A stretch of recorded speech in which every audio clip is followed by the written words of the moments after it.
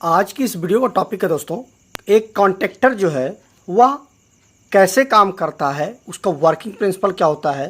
पूरी वीडियो को अगर आप वॉच करते हैं तो कॉन्टेक्टर के इंटरनल पूरे पार्ट और वह बाहर से कैसे काम करता है, उसके कॉन्टैक्ट कैसे मेक एंड ब्रेक होते हैं, उसकी कॉइल कैसे काम करती है, ये सारी चीज़ें आप इस वीडियो में सीख जाएंगे, अच्छे से समझ जाएंगे, जिससे कभी भी आपको कॉन्टैक्टर से संबंधित कोई भी कन्फ्यूज़न आपके दिमाग में नहीं बचेगी। तो पूरी वीडियो को वॉच करिएगा। तो आइए देखते हैं। देखिए, कॉन्टैक्टर जो होता है वह एक स्विचिंग डिवाइस होता है। स्विचिंग डिवाइस मतलब एक एमसीबी की तरह होता है। जैसे हमारी एमसीबी इस तरह से होती है ना, कि यहाँ पर अगर हम फेस देते हैं तो यहाँ पर हमें फेस मिल जाएगा।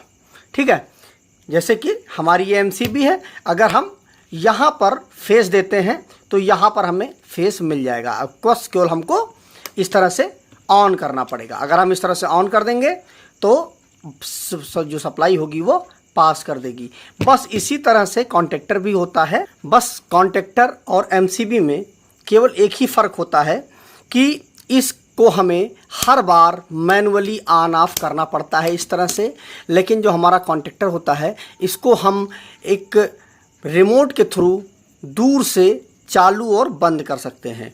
ठीक है, क्योंकि इसमें कॉइल लगी हुई होती है। यहाँ पर ये दोनों कॉइल के पॉइंट्स होते हैं, इन्हीं दोनों में अगर हम सप्लाई दे देंगे तो यह कॉन्टैक्टर जो कॉन्टैक्ट है उनको मेक एंड ब्रेक करेगा। बाहर से दूर से अगर हमको करना हो तो हम कर सकते हैं, लेकिन एमसीबी में ऐसा नहीं होता है। एमसीबी सिंपल यह जो है इसको हमको इस तरह से ऑन और ऑफ करना पड़ता है। ठीक है, तो यह कॉन्टैक्टर होता है। यह एक मैग्नेटिक कॉन्टैक्टर होता है। इसका नाम, एक दूसरा नाम भी होता है मैग्नेटिक कॉन्टैक्टर। अब मैग्नेटिक कॉन्टैक्टर इसलिए होता है क्योंकि इसके अंदर एक मैग्नेट का सिस्टम होता है। आइए उसको भी हम देख लेते हैं। अंदर का जो पूरा प्रिंसिपल होता है वो आइए देख लेते हैं। देखिए, इसके अंदर सिंपल इस तरह से होता है दोस्तों। देखिए, इसके अंदर क्या होता है, यह एक कॉइल लगी हुई होती है और यहाँ पर ये कोर बने हुए होते हैं, कोर होते हैं। ठीक है, यही कोर आपस में चिपकते हैं। वो कैसे चिपकते हैं वो भी देख लेते हैं। देखिए, यह हमारी एक कॉइल होती है। इस कॉइल में यहाँ पर और यहाँ पर हम सप्लाई देते हैं तो इसके अंदर मैग्नेट बन जाता है। इसके अंदर पूरा मैग्नेट बन जाता है और यह मैग्नेट जो है वो इस खांचे में फिट होता है। ठीक, ये देखिए इस तरह से आके इसको रख दिया जाता है, इस खांचे में फिट होता है। और जैसे ही इस खांचे में हम मैग्नेट को बनाते हैं, यहाँ पे मैग्नेट बना इस खांचे में, अब यहाँ पे ये पूरा का पूरा मैग्नेटाइज हो जाता है। ये पूरी कोर मैग्नेटाइज हो जाती है और जैसे ही ये पूरी कोर मैग्नेटाइज होती है, यह इस कोर को, ये वाली कोर जिसमें मैग्नेट बना हुआ है, इस कोर को यह अपनी ओर खींच लेती है। और जैसे ही यह खींचती है, हमारे कॉन्टैक्टर के जो ये होता है, यह नीचे ऐसे जाकर के दब जाता है।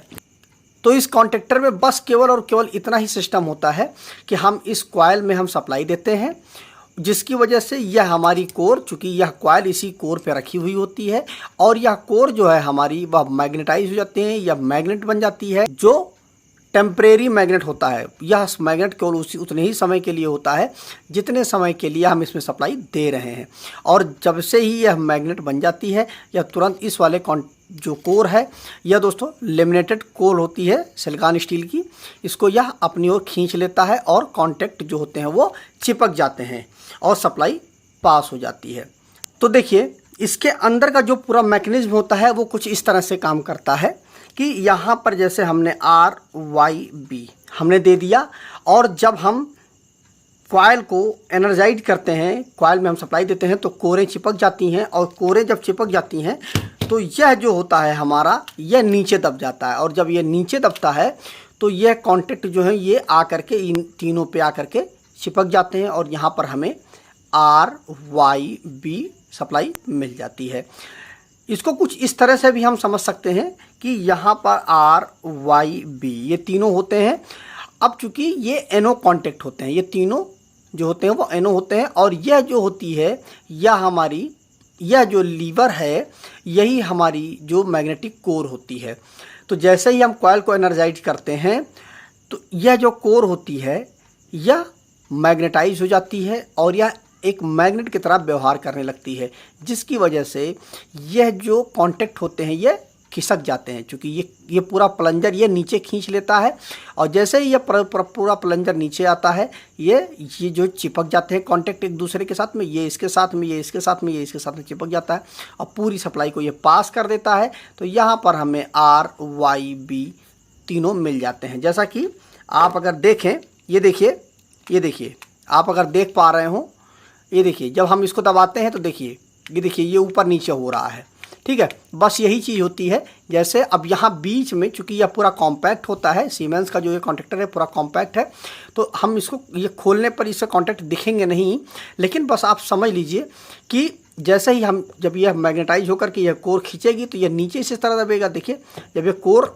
देखिए यह कोर जब नीचे आती है, देखिए ये देखिए सिस्टम बस यही होता है कि ये जैसे ही कोर नीचे आएगी यहाँ पे जो कॉन्टैक्ट होते हैं वो इस तरह से चिपक जाएंगे और सप्लाई पास हो जाएगी। बस पूरे कॉन्टैक्टर के अंदर केवल और केवल यही सिस्टम होता है। और यह कॉन्टैक्टर स्टार्टर में हम अपने मोटर को चलाने के लिए इसका उपयोग करते हैं। यह एक स्विचिंग डिवाइस है, केवल और केवल एक कॉन्टैक्ट को मेक और ब्रेक करता है।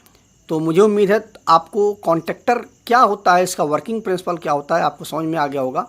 तो अगर दोस्तों वीडियो अच्छा लगा हो तो वीडियो से आपकी अगर नॉलेज इंप्रूव हुई हो तो वीडियो को ज़्यादा से ज़्यादा लाइक कर दीजिएगा, शेयर कर दीजिएगा। और आपको इस वीडियो से संबंधित कोई क्वेरी है, कोई कन्फ्यूजन है तो उसको भी कमेंट करके ज़रूर पूछिएगा। तो मिलते हैं एक नए वीडियो के साथ। नमस्कार दोस्तों।